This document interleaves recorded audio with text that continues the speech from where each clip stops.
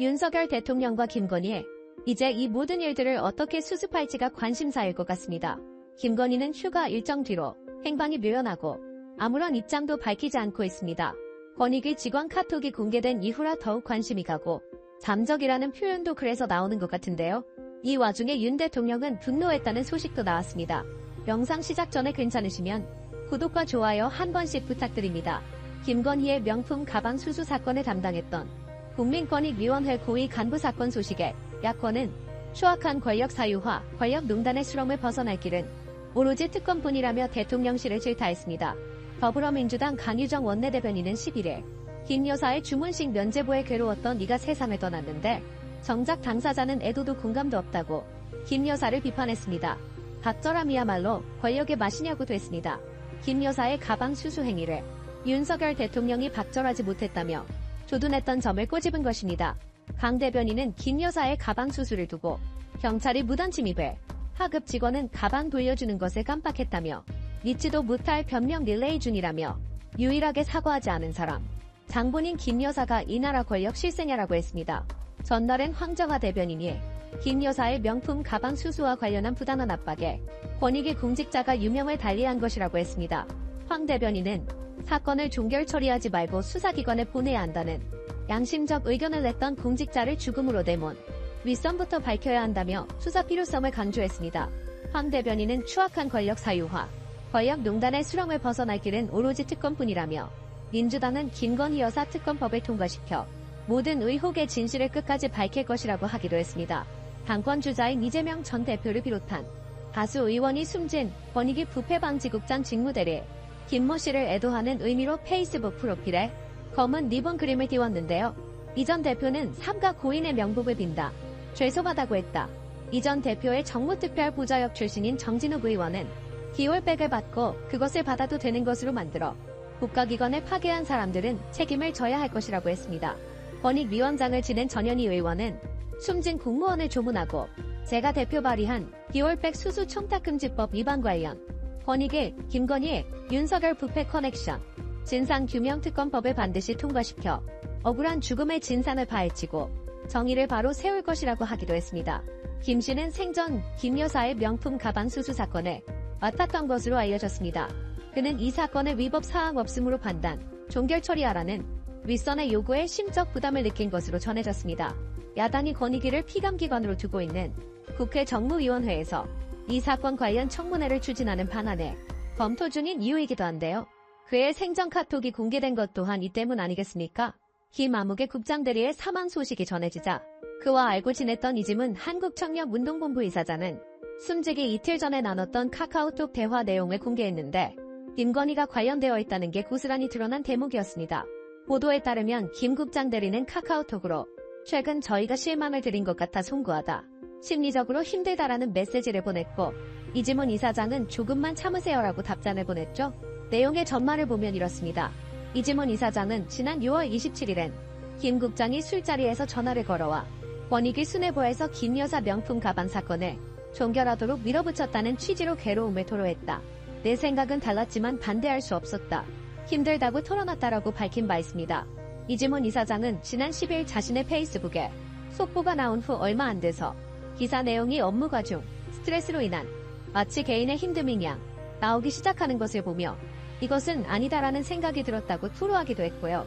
그가 업무가 고되어 스스로 그러한 선택을 한 것처럼 알려지는 것은 사실이 아니라는 것을 전하고 싶어 6월 말 통화 그리고 세상을 뜨기 이틀 전 나눴던 통 내용을 공개했다라고 설명하기도 했습니다. 김건희로 초점이 가야 하는 이유를 설명하는 겁니다. 이 이사장은 1992년 당시에 현역 육군 중위 신분이었지만 군대 내 부재자 부정투표를 세상에 알린 인물로 1990년 보안사 민간인 사찰을 폭로한 윤석양 이병과 더불어 대한민국 1세대 공익제보자로 꼽히기도 합니다. 증언 내용과 언론 보도를 종합하면 김아무개 국장대리는 김건희 여사의 명품백 수수 의혹 사건을 조사 지휘하면서 많은 압력을 받았던 것으로 보이는 상황입니다. 특히 권익위는 위반 사항 없음으로 종결 처리했지만 김 국장대리는 수사기관에 이첩하자는 의견을 낸 것으로 전해지기도 합니다. 이후 권익위 최정무 비상임위원회 법리적으로 충분히 다툼의 여지가 있었고 국민이 알고 있는 중요한 비리로 판단할 수 있는 문제가 혐의 없음으로 종결됐다고 반발하며 사퇴하기도 했는데요. 도대체 김건희라는 사람이 뭐길래 이렇게까지 해야 하는 것인지 모르겠습니다. 잘못한 사람이 처벌을 받고 조사를 받는 것은 너무나도 당연한 것인데 왜 윤석열 김건희라는 사람은 그런 당연한 잣대도 들이밀지 못하냐는 것입니다. 이지문 이사장은 이번 사건에 대해 SNS에 글을 올리며 이러한 말을 했습니다. 대선 캠프에서 정치공작진상특별위원회 위원장을 지낸 검사 출신의 위원장으로 그리고 그가 방송통신위원회 위원장으로 가고 나서 온 위원장은 대통령과 법대 동기에 여당에서 단협위원회 그리고 이번 기월백 종결 처리를 주도한 반부패 전담 부위원장 역시 대선 캠프에서 활동하다가 여성 비하 발언으로 해촉된 이력이 있는 검사 출신이라며 권익위의 정치적 독립성과 중립성이 무너졌다고 지적했는데요. 전임 권익위원장인 김웅일 전 방송통신위원장은 윤석열 대통령이 중수위 과장으로 근무하던 시절 대검찰청 중앙수사부장으로 직속상관이었고 포임인 유철한 위원장도 윤 대통령의 서울대 법대 동기인 것으로 알려졌습니다. 두 사람 모두 대선 당시에 윤석열 캠프에서 활동하기도 했습니다. 그래서 정치권에서는 윤석열 정부에게 김아무개 국장대리 죽음에 대한 책임이 있다는 질타가 나오고 있는 것입니다. 정청래 민주당 최고위원은 지난 9일 오전 당 최고위원회의에서 윤석열 정권의 무도함이 끝내 아까운 한 공무원의 목숨을 앗아갔다고 비판했습니다.